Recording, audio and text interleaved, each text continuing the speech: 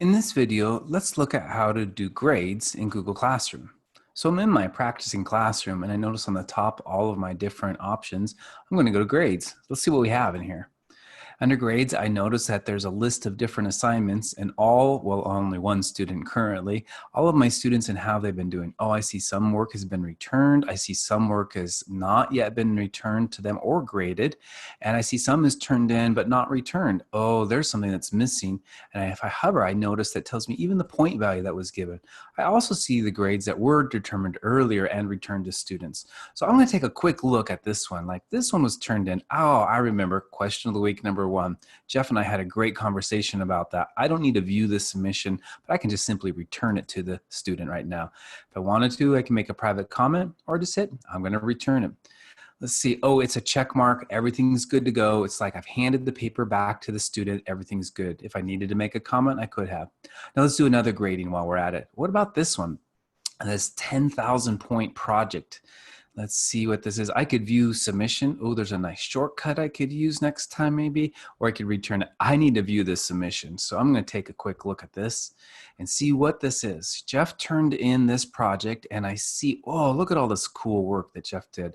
That's pretty nice. And on the side, I noticed that there's a rubric that was assigned to this. And in this rubric, it's really nice. I can see what's in there. I can see the descriptor by using the drop-down menu, or I could use a little tiles. There's 10 different levels that were given in this rubric. And after determining how many it was, I can say this was equivalent to however many points or whatever level it was. So I can leave that on there. And I noticed that there was a comment Jeff made. I can make a comment right back to Jeff. And then it says, oh, look at that. The rubric, when I clicked on that icon, whether it's the little icon, or I can even switch it right here after further review. I might have wanted to switch it. It changes the point value for me and I can see that in the box. I'm going to go ahead and hit return because you know what? I'm done with that. I read this. I spent some time looking at it. Actually, I would take longer, but this would be one way you could look at and give a point value on rubrics. Turning it to Jeff, and we've got it. This is pretty cool. I will note that this is in a new tab. So in our other tab, let's see where our gradebook is. What else do we have? We've got other things. There's the point value for that one. You can go through and add points straight away if you needed to for navigating the course. I'm curious though on this one. This is a 4.1. I wonder what's on this submission. What did Jeff say about navigating the course?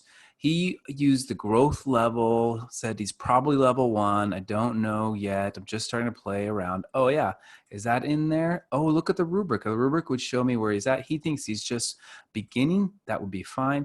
And then you can post comments again if need be. I'll return that to Jeff. He thought he was a 1. I agree he's a 1. Looks good to me. Again, this is in a new tab, so I'm going to try to return to my other tabs. And I see that there's more work to do. I think I'm going to talk to Jeff about this August 11th testing timeline piece that he's missing for his work.